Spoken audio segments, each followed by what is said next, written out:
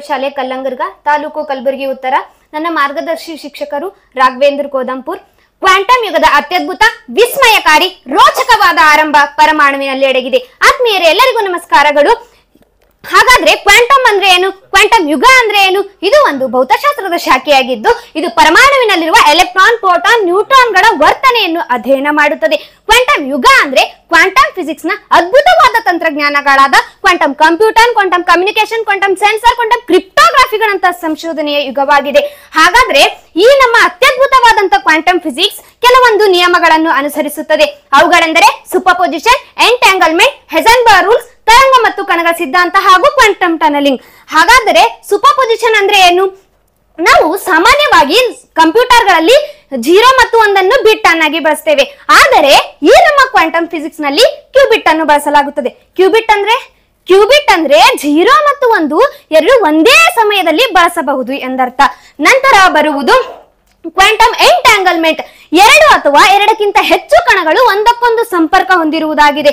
ಒಂದು ಕಣದಲ್ಲಿ ಸಂಚಯನ ಅಥವಾ ಪ್ರಚೋದನೆ ಉಂಟಾದ್ರೆ ಅದು ಉಳಿದ ಎಲ್ಲಾ ಕಣದ ಮೇಲೆ ಪರಿಣಾಮ ಬೀರುತ್ತದೆ. ಉದಾಹರಣೆಗೆ, ಒಂದು ಕಣ ನಮ್ಮ ಭಾರತದಲ್ಲಿದ್ದು ಇನ್ನೊಂದು ಅಮೆರಿಕಾದಲ್ಲಿರ್ಬೋದು, ಅಥವಾ ಒಂದು ಕಣ ನಮ್ಮ ಭೂಮಿ ಮೇಲಿದ್ದು ಇನ್ನೊಂದು ಚಂದ್ರನ ಮೇಲಿರ್ಬೋದು. ಅದು ಪರಿಣಾಮ ಬೀರುತ್ತದೆ. ನಂತರ ಹೆಸನ್ಬರ್ಗ್ ರೂಲ್ಸ್. ಒಂದೇ ಸಮಯದಲ್ಲೇ ನಮಗೆ ಕಣದ ವೇಗ, ಸ್ಥಾನ ಎರಡರ ಬಗ್ಗೆ ತಿಳಿಯಲು ಸಾಧ್ಯವಾಗುವುದಿಲ್ಲ. ಕಣದ ವೇಗದ ಬಗ್ಗೆ ತಿಳಿಯಲು ಹೋದರೆ ಕಣದ ಸ್ಥಾನದ ಬಗ್ಗೆ ಸ್ಪಷ್ಟತೆ ಸಿಗುವುದಿಲ್ಲ. ಕಣದ ಸ್ಥಾನದ ಬಗ್ಗೆ ತಿಳಿಯಲು ಹೋದರೆ ಕಣದ ವೇಗದ ಬಗ್ಗೆ ಸ್ಪಷ್ಟತೆ ಸಿಗುವುದಿಲ್ಲ. ಆದ್ರೆ ಈ ನಮ್ಮ ಕ್ವಾಂಟಮ್ ಫಿಸಿಕ್ಸ್ ಏಕಕಾಲದಲ್ಲಿಯೇ ಒಂದೇ ಸಮಯದಲ್ಲಿಯೇ ಕಣದ ವೇಗ, ಸ್ಥಾನ ಎರಡರ ಬಗ್ಗೆ ತಿಳಿಸಿಕೊಡುತ್ತದೆ. ನಂತರ ತರಂಗ ಮತ್ತು ಕಣಗಳ ಸಿದ್ಧಾಂತ. ಏನಿದು ತರಂಗ ಮತ್ತು ಕಣಗಳ ಸಿದ್ಧಾಂತ? ಬೆಳಕು ಅಥವಾ ರಾಶಿ, ಕಣ ಹಾಗೂ ತರಂಗ ಎರಡೂ ರೂಪದಲ್ಲಿ ಇರುವುದರಿಂದ ಇದನ್ನು ತರಂಗ ಮತ್ತು ಕಣಗಳ ಸಿದ್ಧಾಂತ ಎಂದು ಕರೆಯಲಾಗುತ್ತದೆ. ನಂತರ ಕ್ವಾಂಟಮ್ ಟನಲಿಂಗ್. ಕ್ವಾಂಟಮ್ ಟನಲಿಂಗ್ ಅನ್ನುವುದು ನಮ್ಮ ಕ್ವಾಂಟಮ್ ಫಿಸಿಕ್ಸ್ ನಲ್ಲಿ ಒಂದು ಆಶ್ಚರ್ಯಕರವಾದಂತಹ ನಿಯಮ ಎಂದು ಹೇಳಬಹುದು.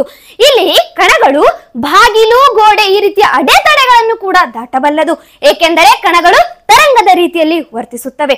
ಇಂತಹ ಅತ್ಯದ್ಭುತವಾದಂತಹ ನಿಯಮಗಳನ್ನು ಅನುಸರಿಸಿಕೊಂಡು ನಮ್ಮ ಕ್ವಾಂಟಮ್ ಫಿಸಿಕ್ಸ್ ನಲ್ಲಿ ಕೆಲವೊಂದು ತಂತ್ರಜ್ಞಾನಗಳನ್ನು ಸಂಶೋಧಿಸಲಾಗಿದೆ.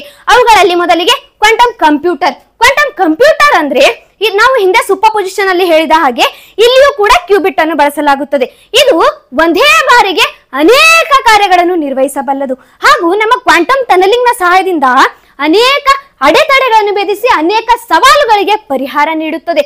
ಮತ್ತು ಇದು ಹೊಸ ಔಷಧಗಳ ವಿನ್ಯಾಸ ರಚಿಸುವಲ್ಲಿ, ಸಾರಿಗೆ ವ್ಯವಸ್ಥೆ, ಹಣಕಾಸು ಹೀಗೆ ಇತ್ಯಾದಿ ಕ್ಷೇತ್ರಗಳಲ್ಲಿ ನಮಗೆ ಸಹಾಯ ಮಾಡುತ್ತದೆ. ನಂತರ ಬರುವುದು ಕ್ವಾಂಟಮ್ ಕಮ್ಯುನಿಕೇಶನ್. ಕ್ವಾಂಟಮ್ ಕಮ್ಯುನಿಕೇಶನ್ ಇದು ಕ್ವಾಂಟಮ್ ಫಿಸಿಕ್ಸ್ ನ ತತ್ವಗಳನ್ನು ಬಳಸಿಕೊಂಡು ಕಾರ್ಯನಿರ್ವಹಿಸುವಂತ ಸಂಪರ್ಕ ವ್ಯವಸ್ಥೆಯನ್ನೇ ಕ್ವಾಂಟಮ್ ಕಮ್ಯುನಿಕೇಶನ್ ಎಂದು ಕರೆಯಲಾಗುತ್ತದೆ. ಇದು ಉತ್ತಮವಾದಂತ ಸೆಕ್ಯೂರಿಟಿ ವ್ಯವಸ್ಥೆಯನ್ನು ಒಳಗೊಂಡಿದೆ. ಯಾರಾದರೂ ಸೆಕ್ಯೂರಿಟಿ ವ್ಯವಸ್ಥೆಯನ್ನ ಬ್ರೇಕ್ ಮಾಡಲು ಬಂದಾಗ ತನ್ನ ಫೋಟಾನ್ಗಳ ಬದಲಾವಣೆ ಮಾಡುವುದರ ಮುಖಾಂತರ ಸೆಕ್ಯೂರಿಟಿ ವ್ಯವಸ್ಥೆ ಬ್ರೇಕ್ ಆಗದ ಹಾಗೆ ನೋಡಿಕೊಳ್ಳುತ್ತದೆ. ಮತ್ತು ಮಾಹಿತಿಯನ್ನ ಕ್ವಾಂಟಮ್ ಎಂಟ್ಯಾಂಗಲ್ಮೆಂಟ್ ನ ಸಹಾಯದಿಂದ ಮಾಹಿತಿಯನ್ನ ಸೂಪರ್ಪೊಸಿಷನ್ ಹಾಗೂ ಸೆಕ್ಯೂರಿಟ್ ಆಗಿ ಕಳುಹಿಸಲು ಸಹಾಯ ಮಾಡುತ್ತದೆ. ನಂತರ ಬರುವುದು ಕ್ವಾಂಟಮ್ ಸೆನ್ಸರ್. ಇದು ಒಂದು ನಿಯಮ ಆಧಾರಿತ ಕಾರ್ಯ ಮಾಡುವಂತ ಸಾಧನವಾಗಿದೆ. ಇದು ಅತ್ಯಂತ ಸೂಕ್ಷ್ಮವಾದಂತ ಬದಲಾವಣೆಯನ್ನು ಕೂಡ ಗ್ರಹಿಸಿಕೊಳ್ಳಬಲ್ಲದು. ಮತ್ತು ನಮ್ಮ GPS ತಂತ್ರಜ್ಞಾನವಿಲ್ಲದೆ ಭೂಮಿಯ ಮೇಲಿನ ಕಾಂತಕ್ಷೇತ್ರ ಹಾಗೂ ಗುರುತ್ವ ಬಲವನ್ನೇ ಬಳಸಿಕೊಂಡು ಸಾರಿಗೆ ವ್ಯವಸ್ಥೆಯನ್ನು ಸುಗಮಗೊಳಿಸುತ್ತದೆ. ನಂತರ ನಮ್ಮ ಭೂತೊಗಟೆಯಲ್ಲಿರುವಂತಹ ಖನಿಜ, ತೈಲ, ಅಂತರ್ಜಲ ಇತ್ಯಾದಿಗಳ ಸಂಶೋಧನೆಗೆ ಕಾರಣವಾಗಿದೆ.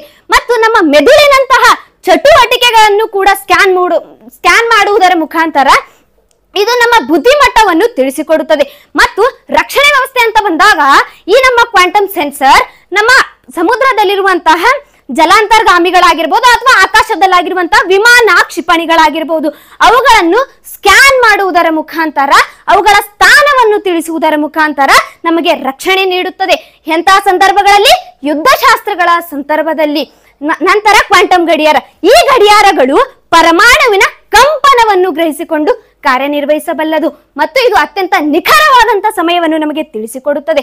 ನಂತರ ಬರುವುದು ಕ್ವಾಂಟಮ್ ಕ್ರಿಪ್ಟೋಗ್ರಫಿ. ಕ್ವಾಂಟಮ್ ಕ್ರಿಪ್ಟೋಗ್ರಫಿ ಅನ್ನುವುದು ಸೀಕ್ರೆಟ್ ಆದಂತ ಕೋಡ್ಗಳನ್ನು ರಚಿಸುವುದರ ಮುಖಾಂತರ ಹ್ಯಾಕರ್ಸ್ಗಳು ಹ್ಯಾಕ್ ಮಾಡಲು ಪ್ರಯತ್ನ ಪಟ್ಟಾಗ ತನ್ನ ಕ್ಯೂಬಿಟ್ಸ್ಗಳ ಬದಲಾವಣೆ ಮಾಡುವುದರ ಮುಖಾಂತರ ಹ್ಯಾಕರ್ಸ್ಗಳು ಹ್ಯಾಕ್ ಮಾಡದ ಹಾಗೆ ನೋಡಿಕೊಳ್ಳುತ್ತದೆ.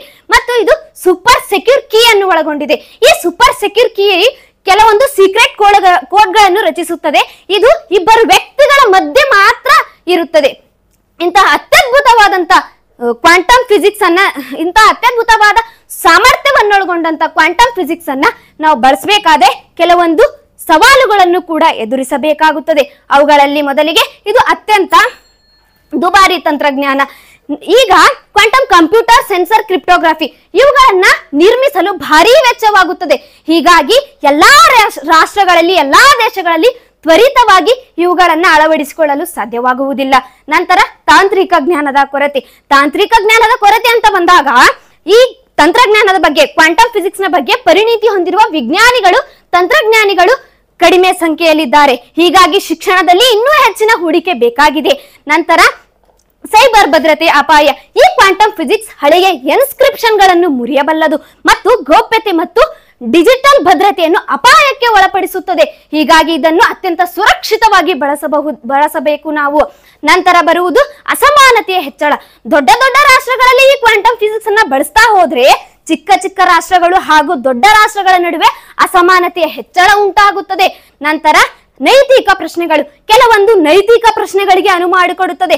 ಅವುಗಳೆಂದರೆ ಈ ಕ್ವಾಂಟಮ್ ಫಿಸಿಕ್ಸ್ ಅನ್ನ ನಾವು ಯುದ್ಧಶಾಸ್ತ್ರಗಳಲ್ಲಿ ಬಳಸಬೇಕು ಅಥವಾ ಶಾಂತಿಯುತವಾಗಿ ಬಳಸಬೇಕು, ಈ ರೀತಿಯ ಪ್ರಶ್ನೆಗಳಿಗೂ ಅನುವು ಮಾಡಿಕೊಡುತ್ತದೆ.